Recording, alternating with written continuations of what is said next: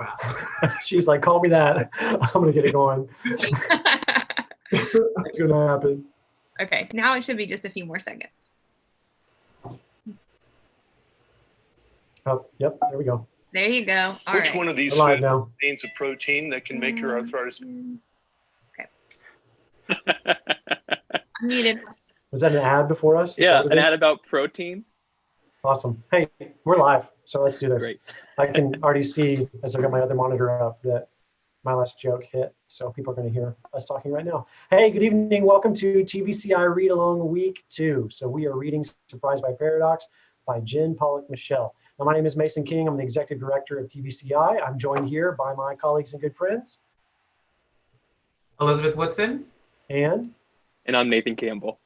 Now you'll notice there's just three of us this week because our other esteemed colleague, Jen Wilkin, couldn't be with us. But I do have a very special announcement. While Jen is not here right now, and there are only three of us, in 2 weeks when you come back, there will be five of us, because there will be two Jens, meaning that Jen Pollock Michelle will be joining us on June 29th to talk through the book. We'll be covering the last section on lament, and Jen will be joining us for the live read along and Q&A. So we're pretty excited about that. Yeah, she was gracious enough to volunteer her time and to join us. So tonight we're going to dive in. We're talking about section 2, which is about kingdom. And the three of us will be chatting through things. We were kind of chatting before we got on the call about some of our favorite quotes and how we felt like she just really had a good time dropping some solid stuff as we talked through this chapter. So hit us with what you liked, your quotes, questions that you want answered. We'll talk through some of the stuff that we like and some of the discussion questions. We'll have a good talk for about 45, 50 minutes, and that'll be our time for this week. All right, good, here we go. So Nathan, anything you want to start talking about? Just throwing it out there. Throw Okay. it to you. Just a be big ready. meatball right there, just ready to knock out the popcorn. Okay, well, nothing sticks out to me except for kind of the fodder from the first question. So I think maybe going to the first question might be something interesting. That was a good question. The discussion questions on page 103. She says, how well have you understood God's kingdom as a golden spun thread throughout Scripture? What does an ABC gospel fail to account for? I think that was really interesting. Hold on, Nathan. Yeah. Hold on, I'm going to cut you off. I hit it to you, I'm going to take it back. Okay. Yeah, no, I'm just going to take it back. Swing and a miss. Just one strike. Let's talk about, no, you're great. Let's talk about section 2 as she teed it up for kingdom. Before we just get into, how did you miss God? Or how did you miss the theme of God's kingdom throughout the scriptures? So how did Jen define the theme of kingdom? Why is she covering this as part of one of her 4 sections in the book? Yeah, that's a better question. I won't swing and miss this time. In the introduction to part 2, I think she does a really good job using N.T. Wright to describe the paradox of the kingdom, kind of like where it's all like the grayed out page, and says God acts completely unexpectedly as he always said he would. And I think part of the paradox of the kingdom that she teases out is how God's kingdom comes in a way that we wouldn't have expected, but it comes consistently with the way he said it would from the very beginning, from all the way back in the Old Testament through Jesus speaking. It's the same as what he always wanted it to be, but it's not what we would have wanted it to be. So I think this whole idea of the unexpected, but expected kingdom is part of that paradox that for some reason we missed it. Yeah, she had a great quote on the middle of page 79. And she talks through, as you said, Nathan, very well, that God's kingdom comes in ways that we don't expect, but it comes in ways that he has told us, and he's made clear throughout the scriptures, that maybe the paradox of the kingdom is not just that it can be enjoyed by the poor and the forgotten, but that it could also belong to the rich and comfortable. So I feel like she's teasing out this tension, which if you're thinking about paradox throughout the book, she's teasing out a tension that seems logically inconsistent, but is true.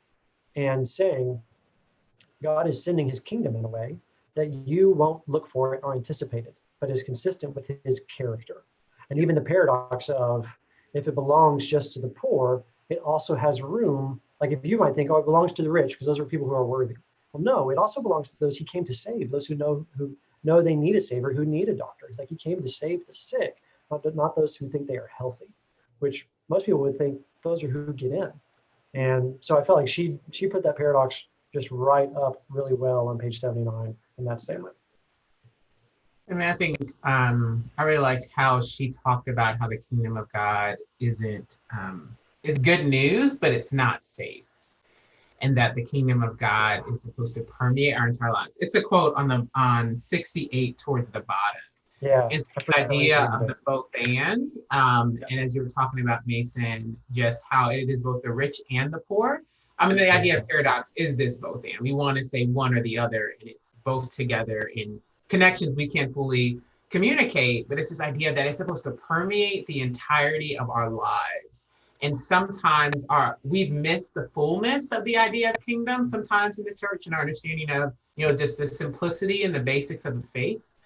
The robustness of the kingdom hasn't been taught. And I think that's something I've really enjoyed about how we approach teaching at TVC, is being able to pull out the beauty and robustness of the kingdom and the fullness of the story. That's not just Sunday to Sunday afternoon, it's Sunday to Sunday. Yeah. So you make a good point, Elizabeth. And for those who are keeping score at home, but maybe don't know us that well, we each teach in different environments. And so Nathan is one of the primary teachers in men's Bible study. Elizabeth is one of the primary teachers in the core classes that we have. And I'm one of the primary teachers in the training program. And so we each teach in different places, but we use the same language around central themes. And so Elizabeth, do you want to talk about how we kind of tease out kingdom throughout our different environments? Yeah, so in core classes, there are 3 different core classes, and the one that this is related to is called Christian Story. And so when we break out the story of Scripture, kind of our overarching message is that we believe the story of Scripture is God's story, that it is a true story of the world. We believe it is a story of redemption, showing how God, through Jesus Christ, saves a people for himself so that they might live in community with eternity. And this idea that God is in control and that God is redeeming the world, and it's a redemption that's full and comprehensive. And so we tease that out through the semester, but really it's that piece of redemption that we lean into in our Christian Story class. Yeah, and then we talk about the training program, and Nathan, feel free to chime in as we were talking about this earlier, but we talk about in the training program how God has these themes. And so if you look about redemption, what he's trying to do is to dwell among his people, to help his people take dominion on the earth, and then he's creating a dynasty through his people on the earth to rule and to reign. And we talk about a moment as we've walked throughout the story of the Old Testament, that we get to David and the Davidic covenant, and that the people of Israel at this point see David, who is in the place where God has said, this is where my king will reign. And he is the king that God has chosen, and he's doing God's will. And so people see God's man in God's place, doing God's will, and they think, this is the kingdom. Like, this is what it's supposed to be. And we always say this in lecture, but that lasts for about a hot minute because people are involved. And then things start to fall apart. And you see the kingdom fracture and split. And you see the people of God be sent into exile. And where God's presence was in God's city, where God's king was ruling, the people are sent away from that city without the king into exile, longing to be back there. And they're looking for the kingdom to be restored. And so this is something that when we talk about Christ coming and saying, the kingdom of God is at hand, like he might as well have just had a big bell and been hitting the bell as he went through the street to say, like, hey, this is what you've been waiting for these centuries. This is what I've come to do. And many times as we, as Jen puts really well about an ABC gospel, we miss the fact that God had been preparing his people to look for a king, for a kingdom. And again, just as we talked about as we started, gosh, it didn't look like they thought, right? Yeah. Like a people under Roman rule, thinking that king would come up and overthrow the Romans and set up a new government. And that is not what Christ came to look like. Yeah. That's why I love that you draw attention to the Davidic covenant, because thinking about in men's Bible study, women's Bible study did the same thing 2 years ago now. We went through Samuel, which we had a little debate before we got on. Is it 1 Samuel, 2 Samuels? But 1st and 2nd Samuel in our English Bibles. We also did a debate about what's the plural of Samuels. Is it Samuels, Samueli? Anyway, but we taught through 1st and 2nd Samuel. It's not a real debate.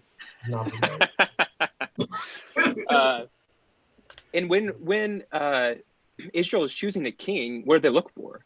They look for a king who is like the nations. And they find that king first in Saul. And what do they like about Saul? They like that he was tall. They liked that he was tall and strong and was just like the other kings who were around them, and it ended up failing them.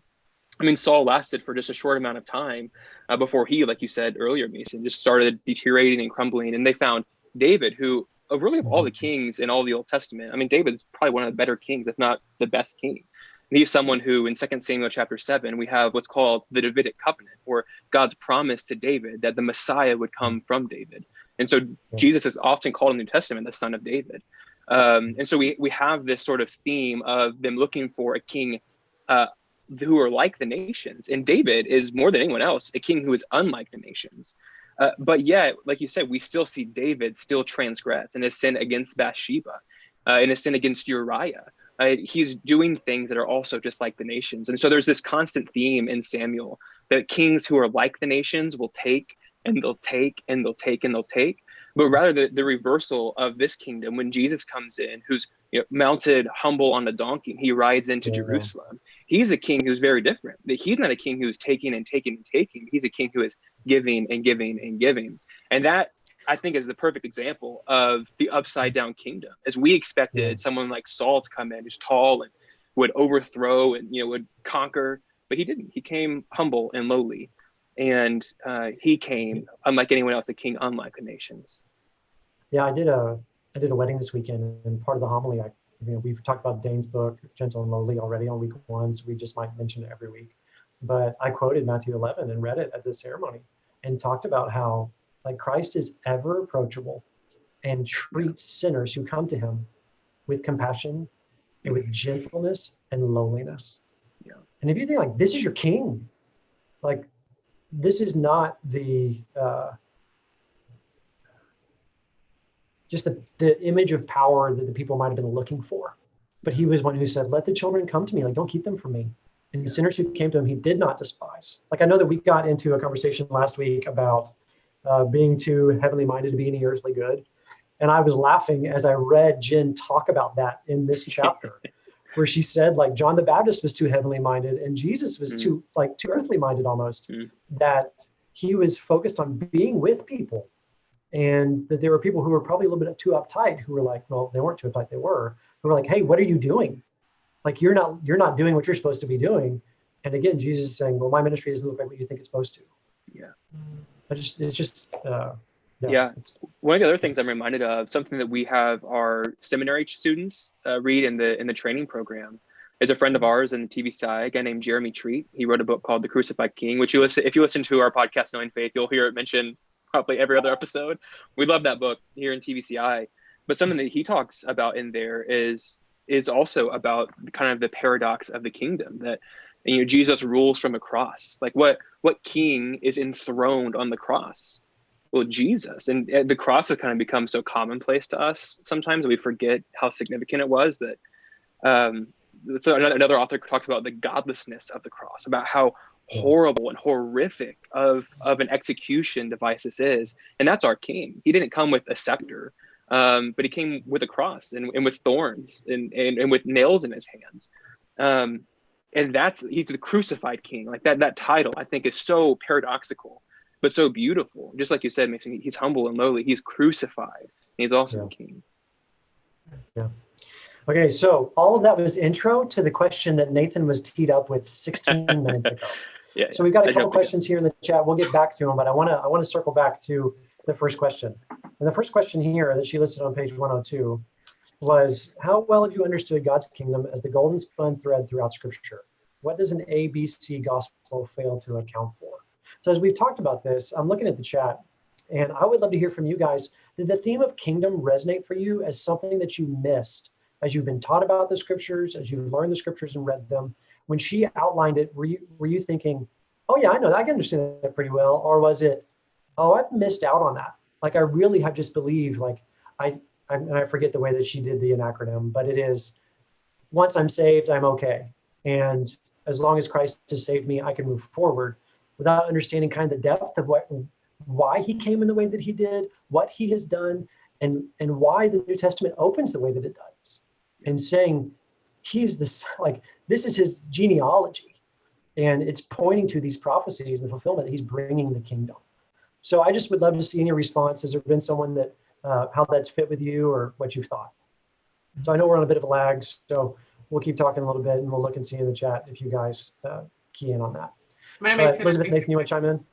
Yeah, because when she was talking about the admit, believe, confess, that's something I definitely was familiar with in my own upbringing, and just a lot of the churches that moved around a lot as a kid. So I went to a lot of different churches, and just kind of the way that the gospel was presented, and just something that as I have embraced this idea of kingdom, that has become important to me is the idea of allegiance. And so it's not that I'm just saved to go to a place, but I'm saved to become a different kind of person, and that becoming is comprehensive. And so God desires to transform the entirety of my life, and that my loyalty to how I live and make decisions is to the new beliefs of the kingdom. And so it just is like this gap between, it becomes then just, I've seen the ABC kind of approach to understanding the gospel become just religious activity. I just need to check a box, go to church on Sunday, do good things, and I'm going to go to heaven. And the goal is not that we're going someplace. The goal is that we are here becoming a kind of person waiting for what we're in to be restored. Yeah, so that's right. Yeah, I resonated with that. Yeah, that's so good, because I think what it misses, it talks about what's missing is everything in between. Because like you said, E-dubs, like it's not just that we're going to heaven, but that we're saved now, that we're currently saved, and we're being sanctified until the moment of glorification when we're with Jesus finally in paradise. And I think sometimes our evangelical subculture can take something that's good and right and beautiful, like say like evangelism, like the ABC approach, or like the VBS sort of, hey, let's teach you, admit, believe, and confess. And that's good and right and beautiful, and we want that.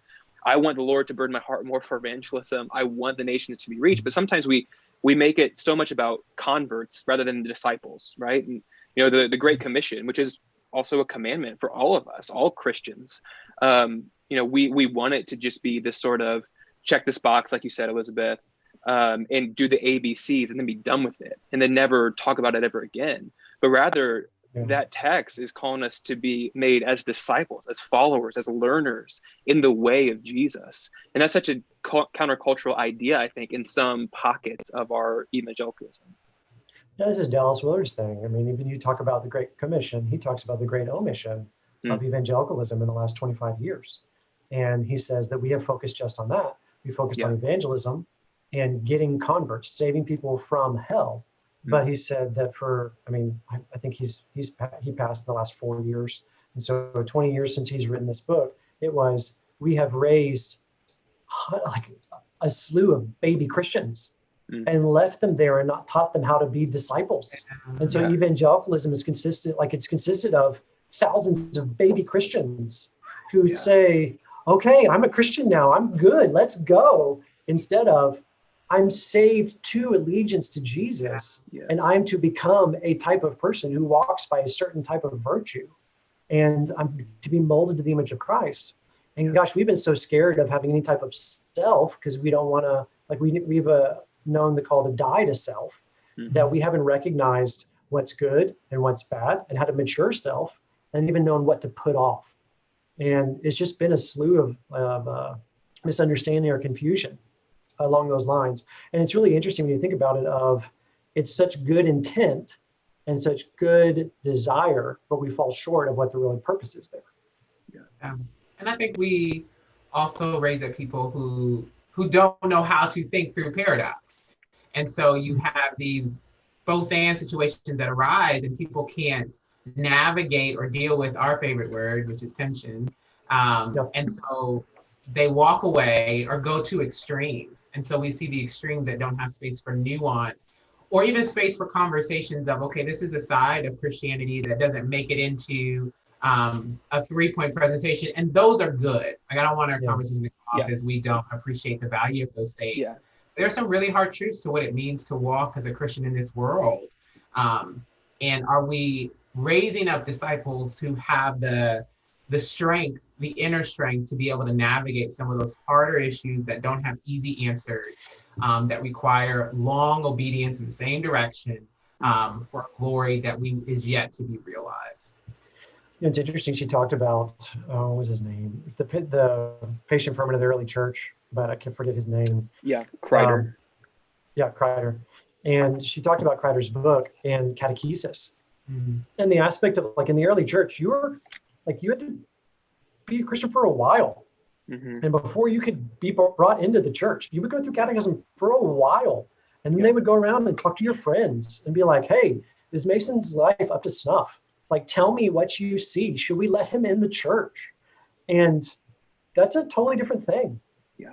And it is like if you want to talk about counting the cost before you build a house and knowing what you're getting into when you go to war and having to think through that, that's a totally different aspect of this is the allegiance that my faith is going to demand. These are the parts where I'm going to have to surrender all of my life.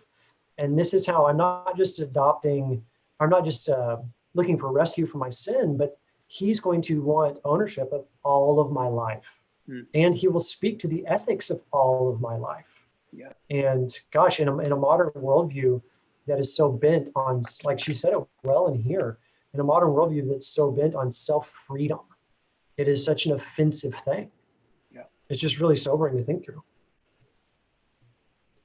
Yeah, even the image that baptism gives us is this image of baptism into death and resurrection in newness of life, right? And I was even today in the training program, one of the assignments we have students do is called the Evangelism Journal, where students are sharing over a certain number of weeks with someone in their life, whether it be a friend, a coworker, a family member, the gospel, someone who doesn't know Jesus. And today, actually, I was reading through all the evangelism journals that our students submitted. And I came across one that a sweet sister was sharing with her biological sister, who was not a Christian for a long time. She's sharing the gospel with her. And about a year ago, she says that she wants to believe in Jesus. And she comes to be baptized, and she is baptized. But soon thereafter, and within the past year, she since admitted to her biological sister, hey, I actually didn't do that because I believed. I did this because I wanted to be involved in a community or whatever it is. And she since denied the faith.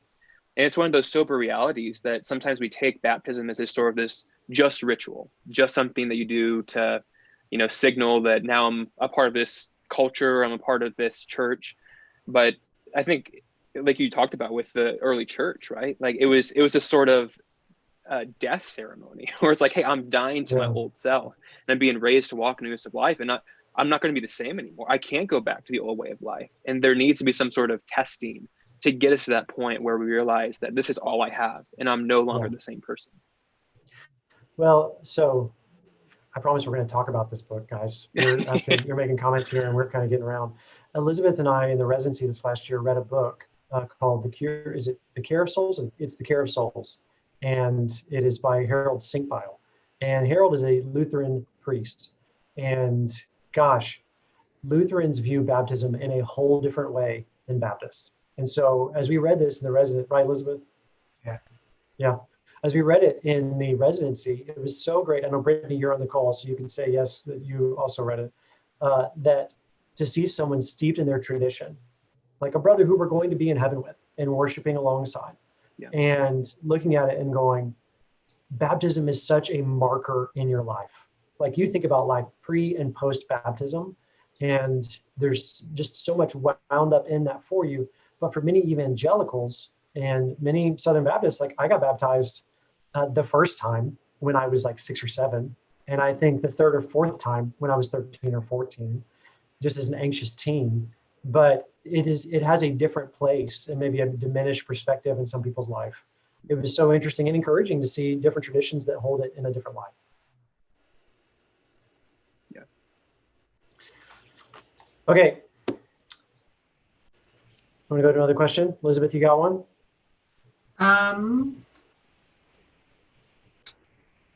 Let's see. Number 6. What would it look like for you to live the kingdom of paradox of generosity and enjoyment, which Paul describes in 1 Timothy 6? What greater sacrifice and gladness is God inviting you to?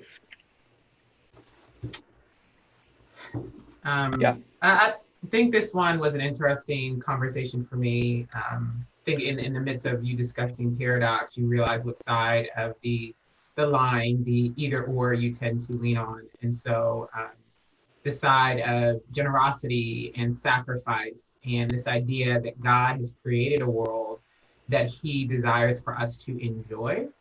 Yeah. and to take delight in, and to take joy and to celebrate and to take delight in, as I taught on the Sabbath this past semester, just really kind of lean into that. And that's what we see God doing when he rests on the seventh day, is delighting in his creation. And so part of for us to Sabbath is to delight. And so that might mean some things. I think sometimes we can lean towards asceticism as the pathway for spirituality, and lean into that and neglect the necessity for us to enjoy the life we've been given and not feel guilty for enjoying it. So, I mean, to put it in layman's terms, because you use some $5 seminary SAT words there, and I need help sometimes. But if we were to say, like, there's a difference between fasting and feeling like that is the godly way to go, and then feasting, where that's just gluttony. Yep. But knowing that, like, you fast when you fast and you feast when you feast, and both can be godly and right. And to have a heart that can embrace both is really important. Yeah, I thought Jen Michelle had a really good quote on this on page 89 in the same vein. She says, I want Paul to tell me to sell everything and follow Jesus, but he refuses such ultimatums, even if he will not let me indulge excess, even if he will insist on radical generosity. So it's neither emptiness nor excess. And I think that's such a good reminder of even what Elizabeth was talking about earlier is, this interaction with poverty and with riches and enjoyment is really complex. And it's not as easy as this prescription from the outside, like everyone has to follow it in this line. Wealth is so relative. For us in America, you take like a hamburger, right? If you're going out for a hamburger, for one person, a McDonald's dollar meal might be a treat. It might be something that, what's that? Drive-through? Yeah, drive-through. Okay, dining You can't dine in. Yeah, not right now. This before COVID. But if you're going out, going through a drive-through, getting a hamburger, socially distanced, a McDonald's hamburger might be something that's an indulgence, right? Someone else, it could be like a Five Guys type level. Someone else could be, a Wagyu burger or something. And you can go up the scale. You can imagine how that would work. And so you see wealth being such a relative thing, but each person is still called to enjoy with what they have, and not to necessarily act like you don't have it. Like, I mean, Jen Michelle's talking about her husband is an executive. And so what does it look like for her to enjoy things? Might be different from what it looks like for me as a minister at a church to enjoy things. Hopefully we're probably not, eating the same restaurants, because I'll be spending most of my budget on that, So it looks different, and it's not to demonize those who have more than me or to valorize those who have less than me, but just to live within my means that God has given me. Yeah, and part of the question here she's asking about is generosity. And so Lindsay Avery in the chat put this. She said, I feel like this question presses on Christian freedom. We can be radically generous in a way that looks foolish to the world because the Lord is the provider of every need. And I think that's spot on, because in a lot of ways, like, generosity is squelched by a scarcity mindset. So I think busyness and scarcity, those two mindsets can make you feel like you have to protect what you have, and they rob you of the opportunity to think thoughtfully towards other people. But if you are at ease in heart and are open-handed with what you have, then you are able to go, yeah, the Lord's given me everything I've got, and I can enjoy what I have and give it away and be generous, not foolishly, but be generous in a way when I feel led to, I can do it. Yeah. And I mean, I've known some people in my lifetime who the Lord has blessed with immense wealth, who have also been some of the most godly and generous people. Yeah. Like, they know their needs are met, they're okay, and they deploy their funds for the kingdom left and right. And I've always just thought, man, if that ever was the case, if I had chosen a different career path and that was the case, that would come my way.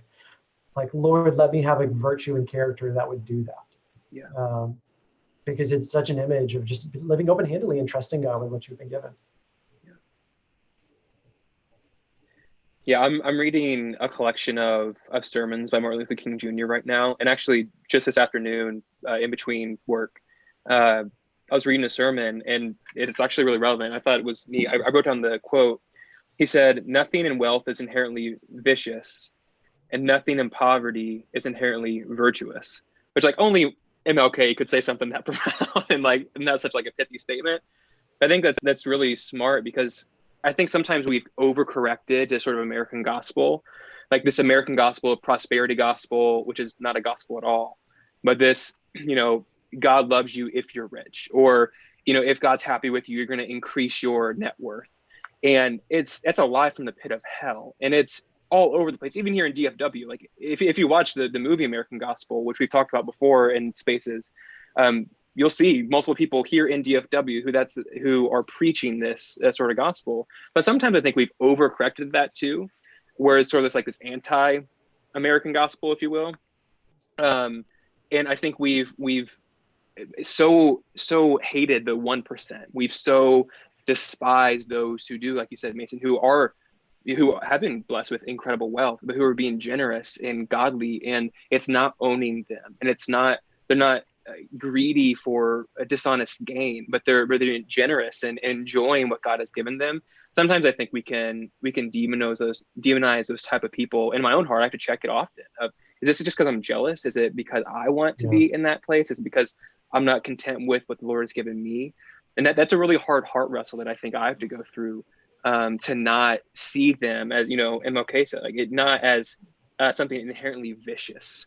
It's not, but neither is poverty inherently virtuous. Mm-hmm.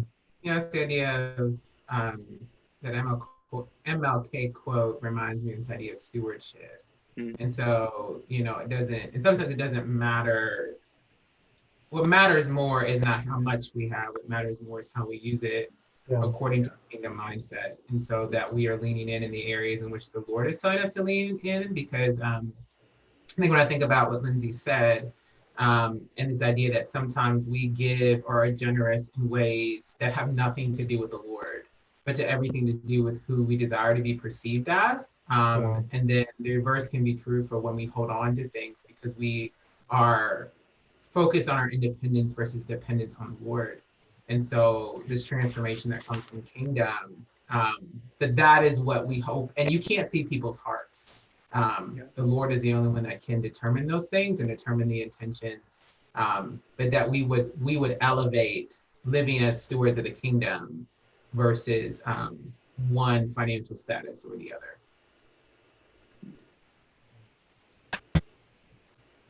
That reminded me while you were talking through the lie of identity. It reminded me of a quote by Henry Nouwen. And he says there's 5 lies of identity. And the first one is I am what I have. The second one is I am what I do.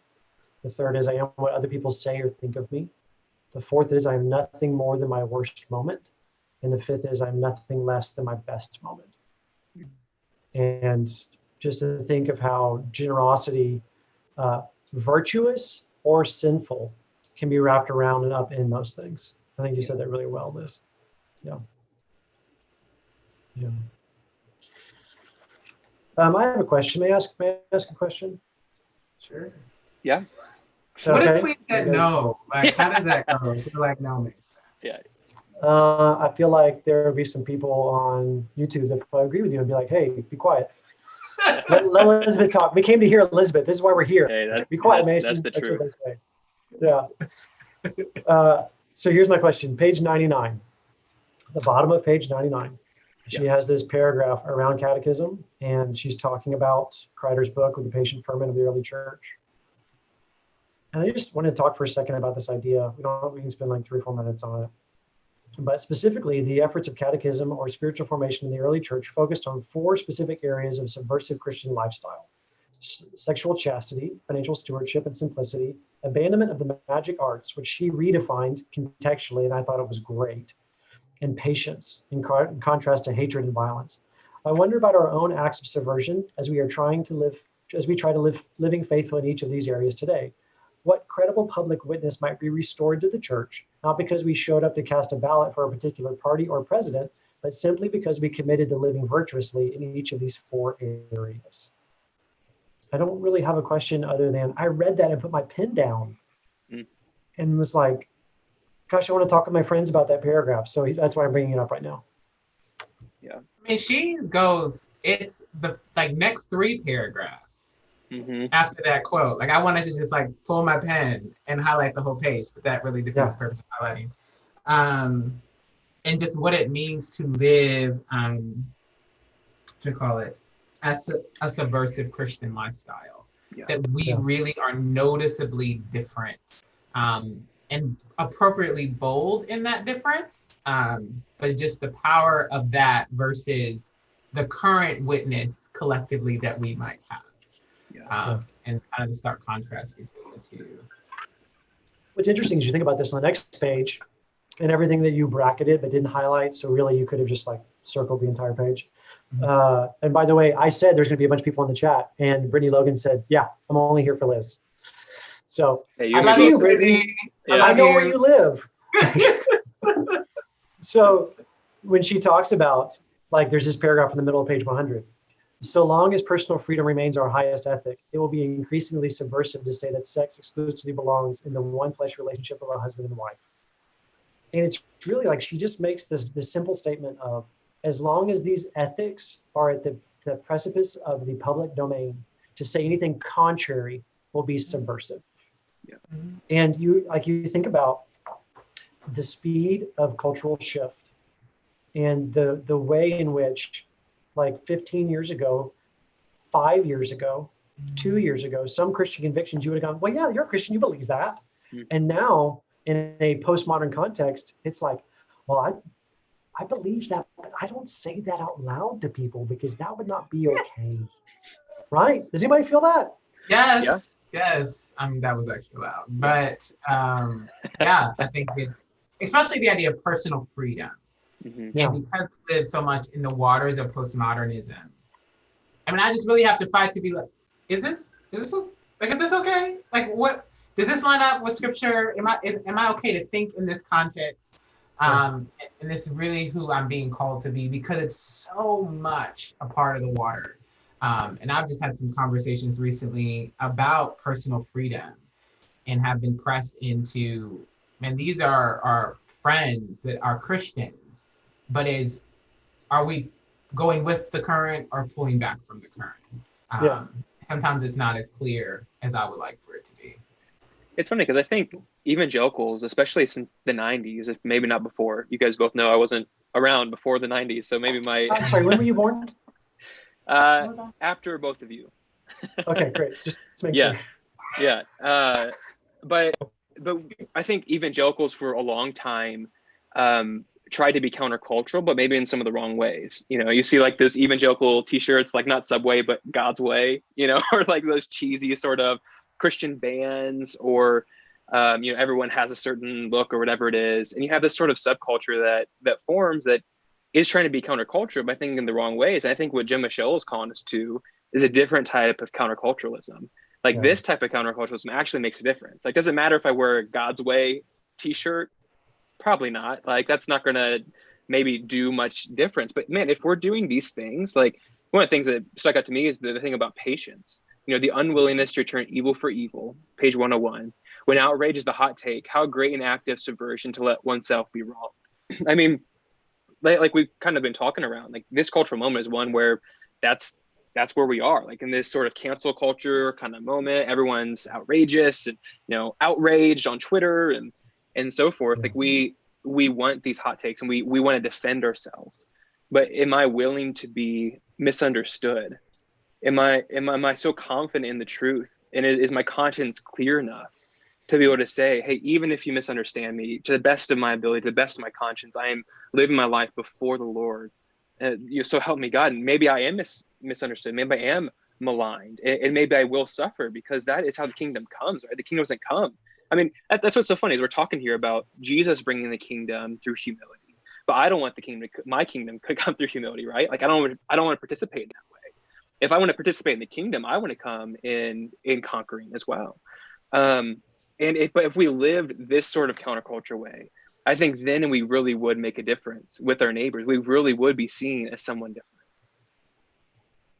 Yeah, I mean, she's writing about saying it's not a surface thing. You're pursuing virtue ethics. Like you're pursuing a way of life. Elizabeth, like you said, this is why we're here to listen to you talk. Like it's a way of being, like who you're becoming. And she's making the argument of like, we have an inability to separate ourselves from our ideas. And we will get offended because someone offends an idea, even if we don't, like we subscribe to it once or we think it's right, but we don't fully get behind it. Or if we get behind it and we have so embodied it and identified with it, that someone offends an idea and then we'll go to Facebook war and like go after it without considering all the things that are implied of the other person we're talking to bears the imago Dei, deserves charity, deserves us to assume the best about them, and to understand really the context of what they're saying before we mind read and assume that we understand what they're saying because we're omniscient. Like we just lose these avenues of public discourse. And this is why Jen and I are going to become friends, because this is Alan Jacobs in his book, How to Think, is he talks about all these things about how we've lost this ability in the last 10 years and how social media has really fed it in a horrible way.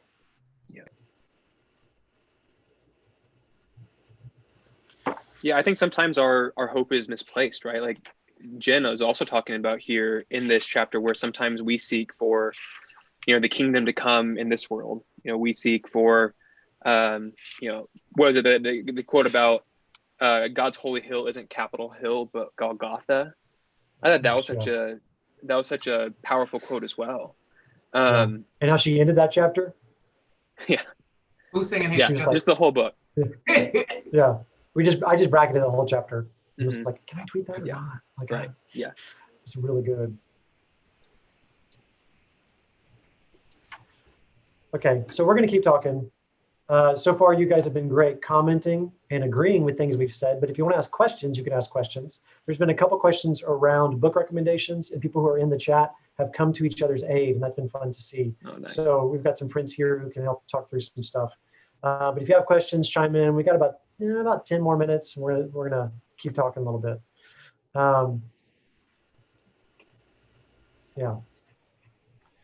Sorry, Crystal, who I called erroneously last week as our intern, she is an employee of the resources team. I was corrected in a very charitable way that assumed the best of my intentions. But she just wrote in the chat, and it caught me for a second. She told me to name it, claim it. That's how she makes friends. And I'm just saying, Jen and I are going to become friends. That's happening. There you go. Thanks, Crystal. Appreciate you. I think one of the other things that Jen has talked about in this chapter, or this section at least, is about how all earthly kings have an end to their rule. And I thought immediately of Herod. We just taught through the book of Acts in men's Bible study, and thinking about Herod, who, accepted the praise of man, and he invited it in a lot of ways. Josephus, who is a first century historian, not scripture, but it's a good second resource for us to kind of understand kind of the background. Like he talks about Herod wearing like a silver robe that's resplendent and shiny, and he like all this pomp and circumstance, and he gets up and he ends up accepting the people's praise, and he's eaten by a worm and dies. And so you see this sort of thing in Acts, like from the very establishment of the early church, that our kingdom is not of this world, that we're not seeking for kings who accept their own praise, but rather later, when Paul is they're like, hey, we're gonna worship you. You must be a god. You must be like Hermes, and you must be Apollos. It's like, no, like I'm not God. He is God, and he turns the praise instead. And that's our impulse. It's not to seek someone who's on a throne, who has the shiny robe, who's going to accept the praise of man, but rather we, in our responsibility, is to take that praise and turn it back to God, and not to seek for power in this world.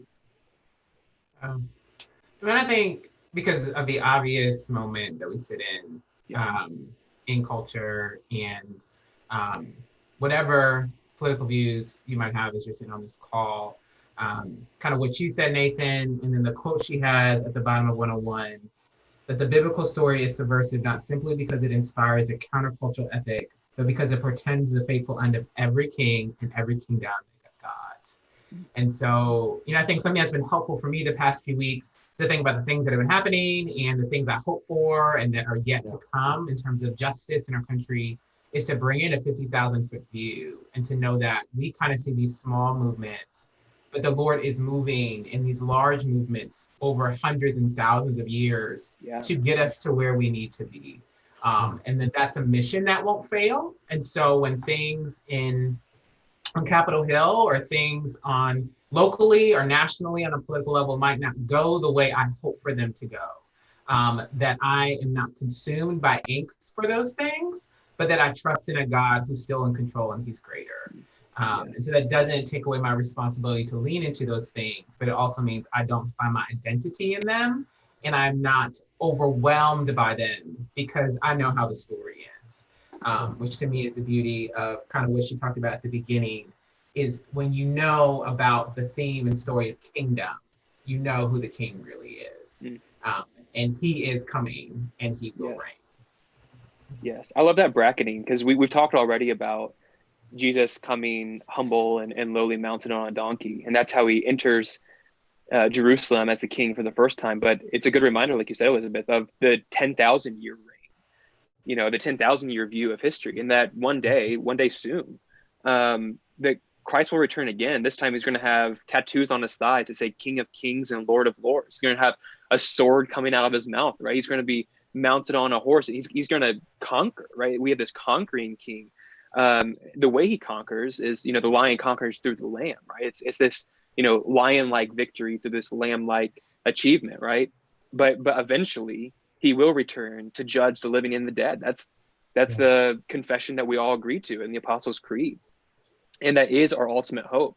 That no matter how confusing it seems, no matter how distorted things seem right now, one day he will make everything sad come untrue. Yeah. How did she put it? She said he's turning the upside down world right again. Like there was some quote where I read it and was like, gosh, how can you turn a phrase like this? You've taken something I was expecting and made it different. Yeah. Maybe one of you saw it. I bracketed it somewhere, but there's 50 pages. Maybe So we can I would crowdsource. wonder, It's 71. maybe 71. 71. Thank Yeah. you. Thank you. I wonder, I'm looking at these questions and I'm looking at number 7. So are there sins you need to confess regarding your involvement in politics or your lack thereof? Maybe you've intentionally cut yourself off from people who disagree with you politically. Maybe you've invested too much hope in the outcomes of local and national elections. Maybe you've practiced too much cynicism. So she starts with a question, which we're not going to have confession circle right here for the last 10 minutes, so don't worry. You're ready for it? I came ready, don't worry. But I was just thinking through this, and like that last one, maybe you practice too much cynicism. And I just feel like cynicism breeds apathy. And I mean, we can chat about this, but like, I feel like it is increasingly too easy to turn away from the pain of others or the arguments of others that are driven by either misguided or right convictions on either side of whatever discussion you're having, either because you're too inundated by them, or it's almost like it's a fatigue to a degree. And there's a sense of cynicism that things aren't going to change. And so you have apathy to someone else's hurt, which I just think is ungodly and needs to be repented of. And it's a hardness of heart. But I wonder, are there things that we can do or that we can encourage each other in that would breed, would grow over time sensitivity, that would remove cynicism, and that would bring listening ears to each other around whatever discussion we're having? Where I feel like much of our online discourse right now is people talking past each other. And because everybody's in their home and everybody's tired of doing FaceTime calls or Zoom calls, that it is snippets. And like Jacob says, you're just mind reading someone else's intent and going off. So I've teed it up and expected to get an answer from you guys. So if you want to give me an answer and a solution, that's great. I like how you just asked the hard question. That's why I do it. I throw it out there. And say, that's what happens when you're in charge. That's what happens. Yeah. Yeah. What's been helpful for me as I think about just thinking through a couple of friends that I follow online, especially when it comes to like apologetics. So you're just talking to people who have different faith views from you, sometimes that are pretty extreme. It's like everybody's a person and everybody has a story, and their story contains the reason why they believe what they believe. And as hard as it can be sometimes to force yourself to humanize a person, and say our jump might be, this person is intentionally malicious. This person is intentionally trying to harm me. This person is intentionally not seeing what I see. It isn't always the case. And to say that people have different values, we even when you think about different people on the different political sides of the line, is that there are just different emphasis and values for how we want the world to be handled. And to lean into the story and lean into the person, but that takes a lot more time, and it takes a lot more words than 140 characters.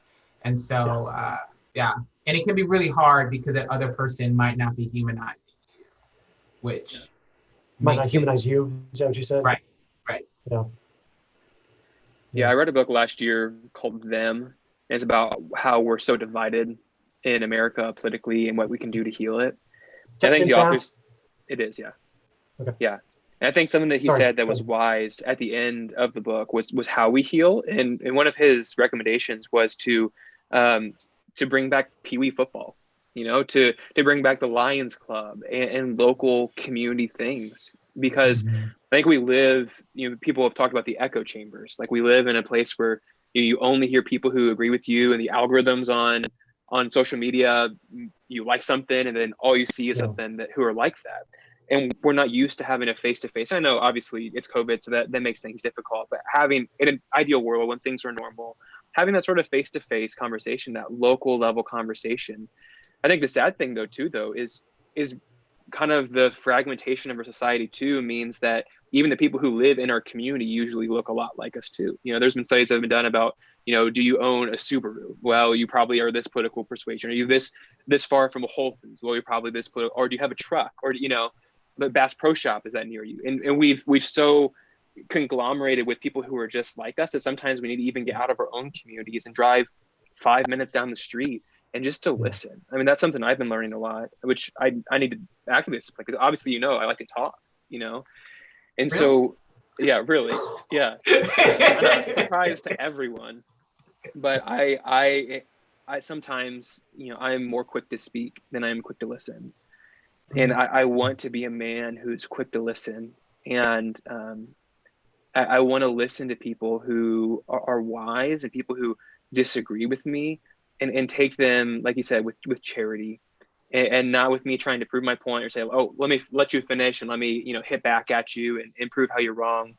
But like you said, it's like apologetic. Remember that someone is a person in front of me. They have a story. And that they're probably not trying to be malicious against me or fight me or beat me up right there, but let me be charitable towards them and listen to them and hear their perspective. And I think even as I've just been trying to understand some of the different terms that have been thrown out in recent weeks and some of the different arguments and policies that people want to put forth, and just reading on the other side of the line. And that's been helpful for me. To be able to be pushed and to be challenged. It doesn't mean that I might necessarily overnight agree, but I have a better understanding and better view of the complexities. Social media doesn't allow for complexity. And there's a lot more of that. Again, the paradox in the middle that we don't like to live in. See what I did there? Yeah, I see that. But it is, I agree with you, Nathan. I think that's a great point of being around people who think differently from you and willing to engage in a conversation, not necessarily to change someone, but to share your thoughts, to engage with their thoughts with charity and honesty, and how much better we would do if that happened face to face and not online. Yeah. Well, and it's so interesting too, as like Nathan, you said, in an ideal world, which everyone right now is defining an ideal world as a non-COVID world, like where I can see people in person and be next to them and not have to wear a mask. Yeah. But like, this is the world the Lord's given us right now. Yeah. And so as we're as we're learning to engage with each other, and I've been saying, like, you may have seen on Instagram, my favorite meme so far this year is the guy who's sweating and he's like panting and he's got his hands on his knees and he's like, I'm just out here trying to figure out what chapter of Revelation we're in today. And it's incredible. It's like, I just want to print it out and put it on my desk. But in thinking through how you care for people now. Yeah. And how is it that like we've been each calling members to check in with them. And like, one of my calls today, like she wanted to talk. Hmm. And so we just got to chat.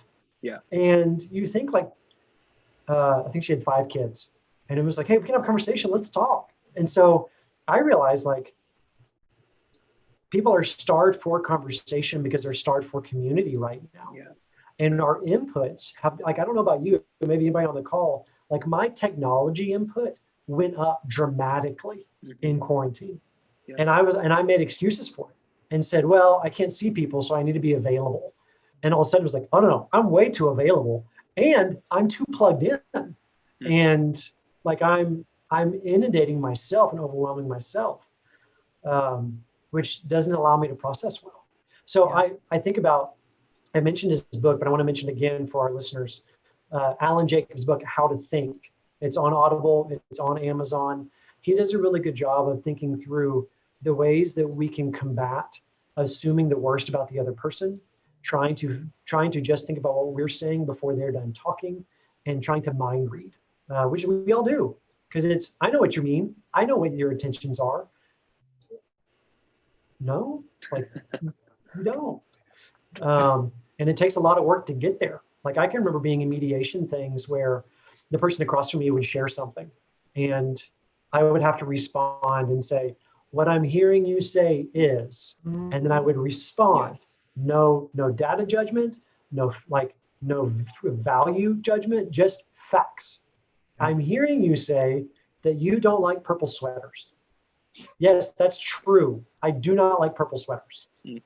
But what you could be saying is, I'm hearing you say, you think I look like an idiot when I wear a purple sweater. And it's, no, Mason, I didn't say that at all. But we have such a hard time communicating. So anyway, thanks for bearing with my purple sweater analogy. Mason, that's one of my favorite things that you model, and you model that really well.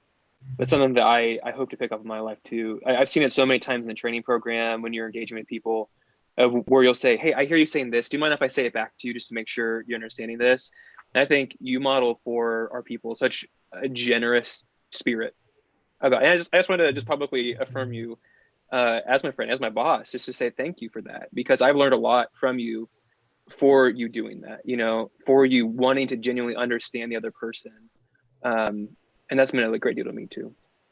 Oh, thanks, man. I mean, that comes from sitting through those mediation things where I was in crisis with people, and it really, like, I was bearing the weight of being misunderstood and misunderstanding others, and having to deal that out with people. And so I've realized how difficult it is to have honest communication with people. As a comm major from A&M, like I had a hard time. It took me another 10 years to think on and go, man, talking to people is really hard. And as people who deal in words, we have to be careful with it. So I think you guys strive for clarity in ways it's always really encouraging to me, and I'm thankful for it. So Liz, thanks for letting us show up and talk with you for an hour. We're really thankful and enjoyed it. Anytime, y'all, anytime. Hey, we're at the end of the hour. And friends, we're so glad that you came, that you hung out with us, that you're reading along in this book. So I think Jen Wilkins is going to join us back next week. And then the week after that, Jim Michelle will join us on the 29th. So come. You should read the book and read the last section, because she's going to be on and she'll answer questions. So if the author is here and wants to hear your questions, we'd love to have you join us. So friends, hope you are doing well, that you stay safe and stay healthy. If you have any questions, you want to reach out to us, we're using the hashtag TVCI read along on Instagram. And you can post a quote, post a picture, you can send a question to TVCI Institute, or is it TVC Institute? TVC Institute, at TVC Institute on Instagram. And you can find our profile there. Someone will get back to you if you have a question or want to comment on something. We'd love to hear from you. Since we can't be together, this is fun to be able to interact this way, because we're friends, but also because we want to get to know you and answer questions you have. So thank you. Thanks for joining us on a Monday night. Hope you have a great evening, and have a good week. Bye-bye.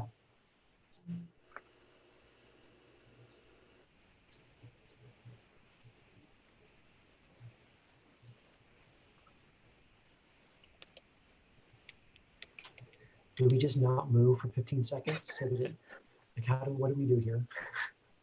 Don't blink. Don't blink.